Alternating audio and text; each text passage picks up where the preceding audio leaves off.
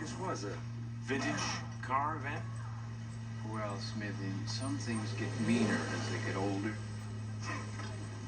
Well, it's real cute. Very fast. Very uncomfortable. That's good though. That's macho. It's good for you.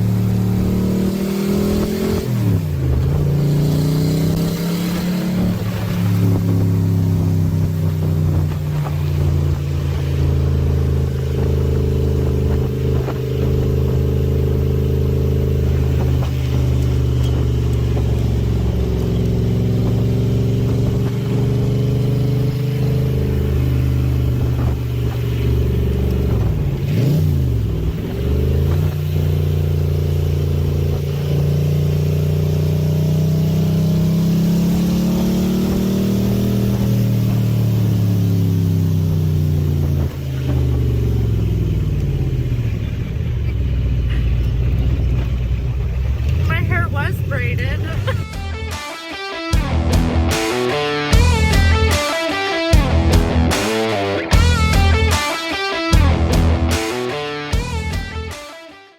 Hi, today we're going to be working on my replica 427 Cobra, and you may have seen it in the background of some of my videos, but today we're actually going to be working on it, and I'll tell a little bit about it. I've had this car for over 20 years, so I know it thoroughly.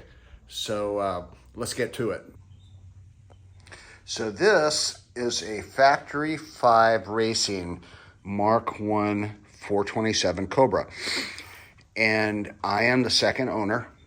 I've owned this car for about 20 years, and I've rebuilt the car about 3 times. I've had 3 engines, 3 transmissions, 2 rear ends, a few paint jobs, and you know, when you're a kid and you have a favorite car like a Lamborghini or something, and you put it on the wall of your bedroom. Well, that was this car for me, and I've had the hankering of getting this car one day, and I finally got it when I was 38 years old, and it's very, very light, very overpowered, very fast, and that's what Cobras are.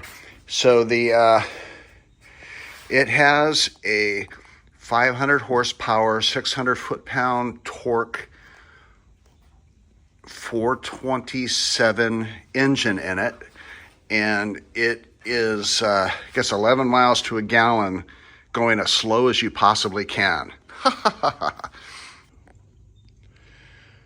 Okay, so here's the power plant. 427 side oiler, and what we're doing is electrical, so anything that you may pick up, you can easily use it in the motorcycle world. And I am into Ducatis. I love Ducatis. I love my Indian motorcycle. I love my Cobra. And although this is Ducati workshop, I do occasionally work on car stuff. So this is going to be a car episode. And what we're going to do is fix a wiring problem that's been with this car for a long, long time. So this engine is a Ford 427 side oiler, and it has a Holley 850 double pumper carburetor on it. And not only looks and sounds like a Cobra, but it smells like a Cobra too. And you smell the unburned gas coming out of the exhaust. I've had a lot of comments about that. But okay, so to make a long story short, the alternator was wired wrong on this car. Alternators produce alternating current, and so they sense the battery voltage and charge the battery accordingly, so that when you are running the car, it will top off the battery or get as close to it as possible. Usually alternators only can do about an 80% charge at best. And so the wire going from the alternator should go directly to the battery, nowhere else. And then it senses the voltage and then it charges it up. The original owner, he had it, I just found this out, it's been a 20-year problem. The wire went from the alternator to the distribution block starter relay. And so it was fooling the alternator, thus not producing enough current to charge the battery up. So I ran a dedicated line and it fixed all my problems. But I wanted to do a better job of the crimps on the terminal ends, and so I got the hydraulic crimp tool, and we're going to set them up. We're going to be using a brand new tool I picked up, a hydraulic crimper that takes terminal ends like this and squashes them with 10 tons of pressure like this. So let's get going.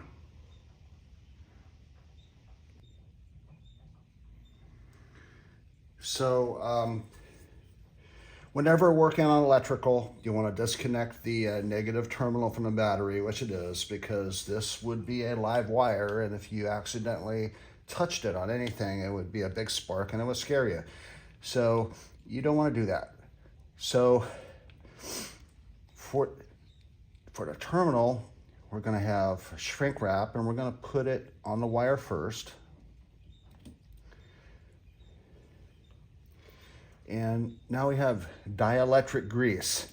And dielectric grease is unlike regular grease. Regular grease will take away from electrical contact.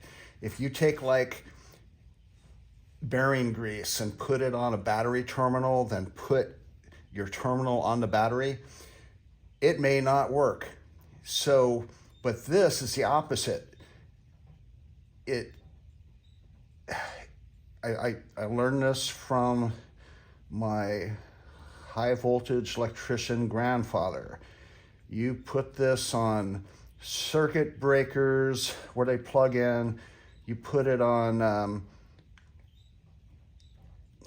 sockets that go into walls sparingly, and it'll keep them from wearing out.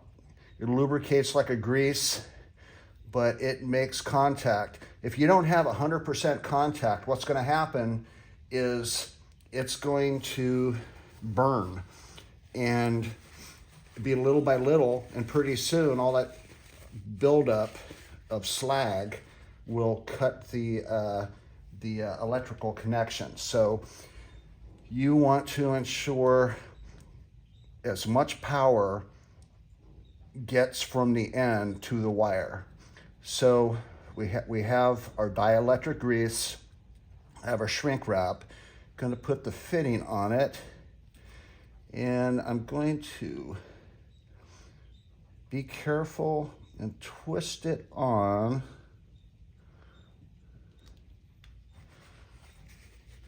so that we don't get any strands of wire that don't get inside of it. Okay. Now we're going to use the crimping tool.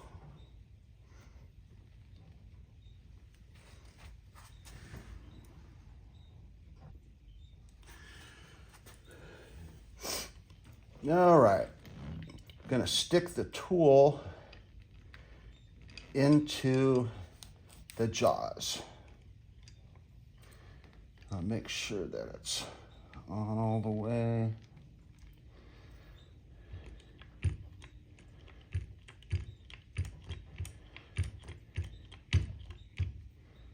Oh, yeah, it would help if I closed it. Works like a jack. There, now the pressure is being distributed. So I want to make sure that this is set properly. Okay, 10 tons of force.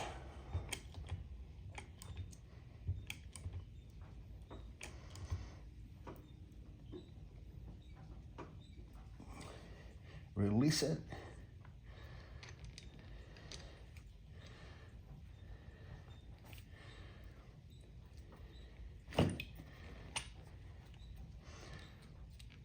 What a beautiful crimp.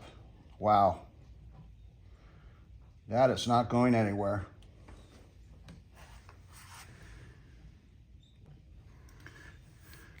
So this tool comes with different dies, and this is the next to the smallest, and the largest is like 1.25 inch, 1.3/8. But you don't always use this tool, but when you do, when you need to, make the best crimp in the world so that you know you absolutely will not be stranded anywhere. This is the proper tool for you. It's like $50 on eBay. Now I'm going to slide up the shrink wrap so that there's no bare wire exposed. It'll make it look really clean. You can either use a heat gun, a flameless heat gun, or a lighter. I have a lighter here. Let's just go over it, rotate it.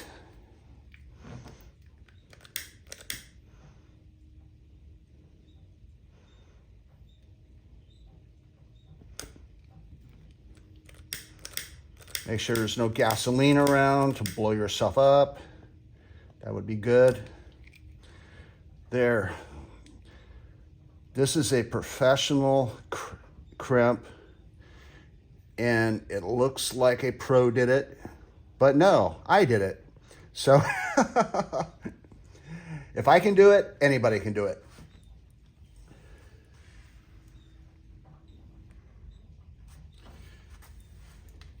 So now I'm going to connect it to the terminal, and I have a little dielectric grease on my finger. I'm going to coat it so that it will stay in good contact and will never burn.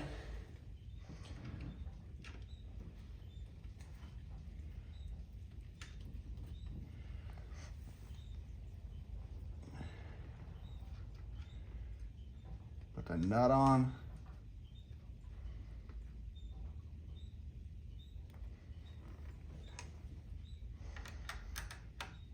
Tighten nut.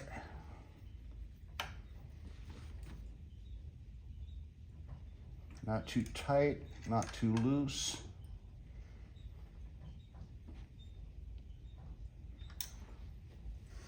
There you go. That will last forever. And that's what you want. Electrical problems are elusive. They are the hardest to detect. Thus, because it took me 20 years to figure this out.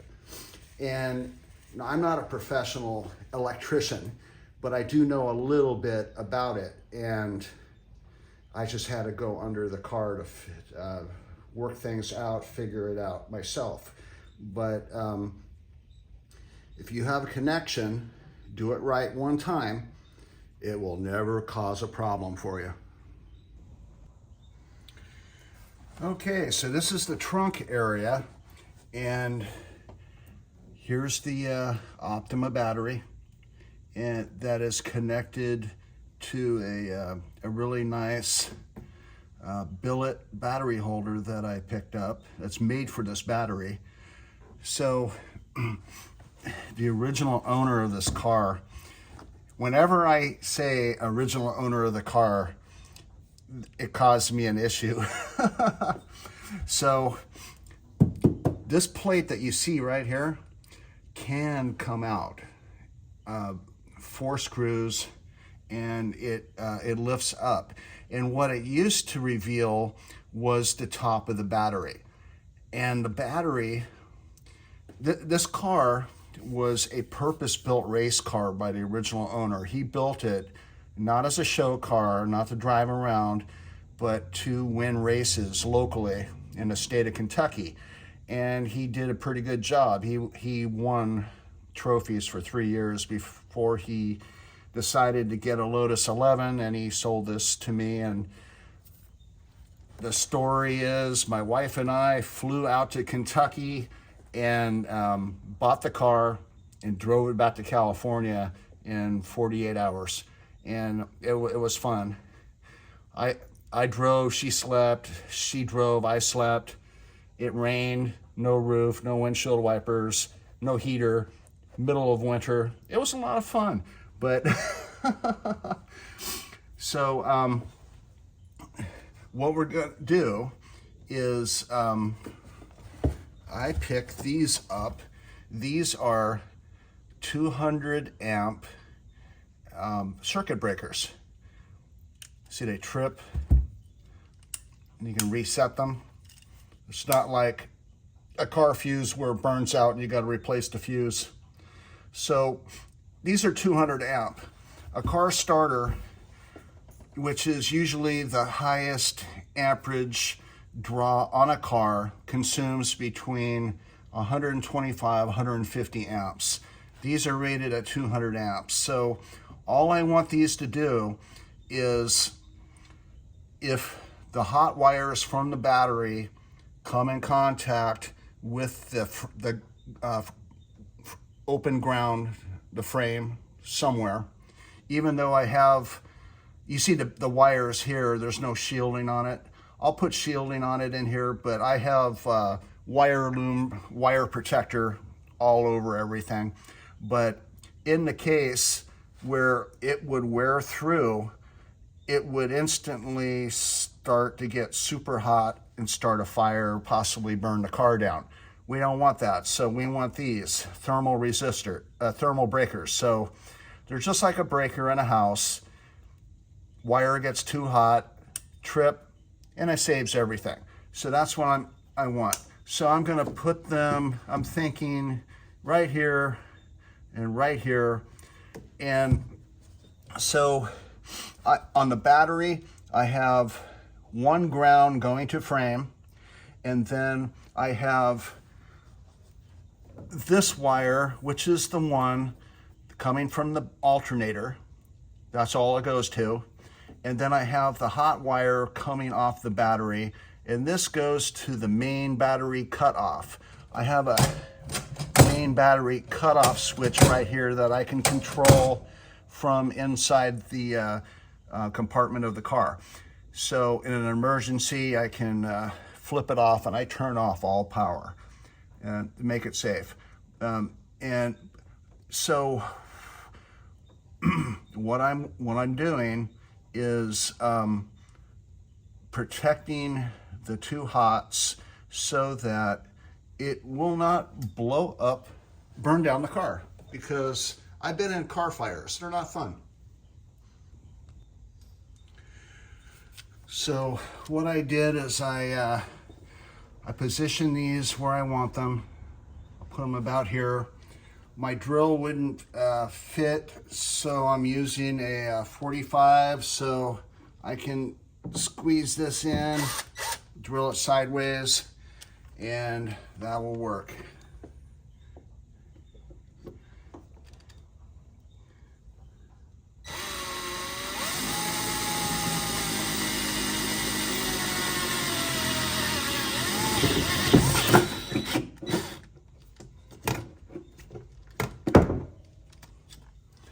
So I'll drill all 4 of these.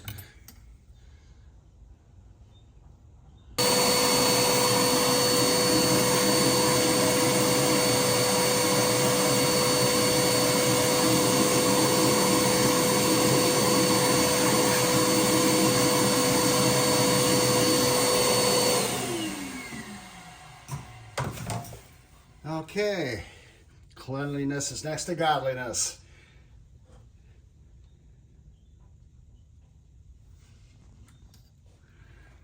Okay, I fastened the circuit breakers down, and now I'm going to put the wires in, their ins and outs. So this is a short wire, so it's closest to the terminal, so I don't want to run into a reach problem. So I will start with this. So I will cut this cable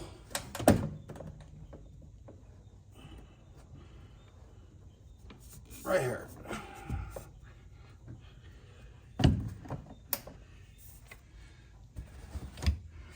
And that will fit in this side.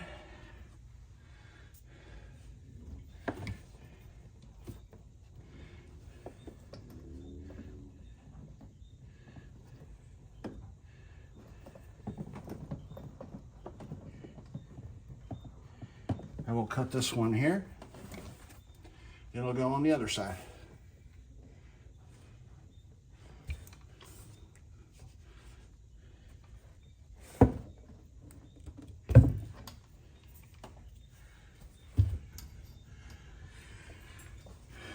So these thermal breakers, they come with little adapters. So if you're using 4-gauge wire, 2-gauge wire, you use these. If you're using 1, 0, 00, you can pull these out and you'll have a lot more room. So flexible, like it. So again, we want to use dielectric grease on all wires. So put it there. This stuff works really good for car battery terminals too. It acts as a water repellent so that they won't corrode. There. I'll stick that in, tighten it down, and go on to the others. So here it is now. I cut the wires. I coated each terminal end with dielectric grease. I tightened down the Allen head bolts. Now I have some protective covers to put on. Before I do that, I'm going to get my wire loom material and cover up the physical wires themselves, so they'll be black in appearance when I'm done, and it'll give a little added measure of protection so that nothing will go zap in the night. Now, doesn't that look good? Oh, I'm liking this. So I had these plastic covers put down right there.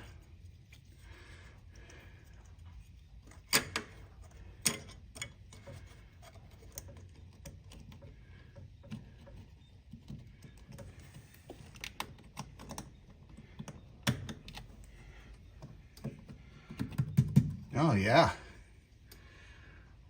So let's clean it up and test it out.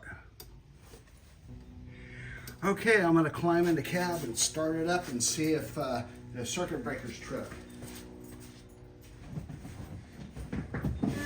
Going hot, fuel on.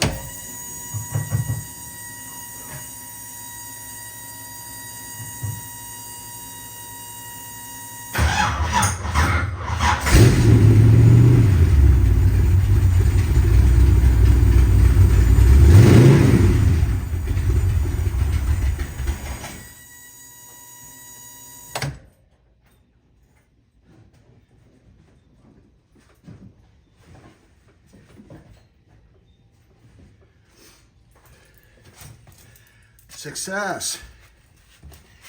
The breakers didn't trip. Fired right up. Good job, John. So thanks for stopping by Ducati Workshop, even though I didn't work on a Ducati this time.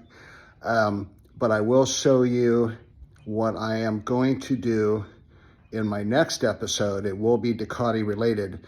And if you do not own a Ducati model that has cruise control, which is about 99.5% of you, you're going to want to pay attention to this. So the ride-by-wire, they put an insanely strong spring in the throttle. And watch this.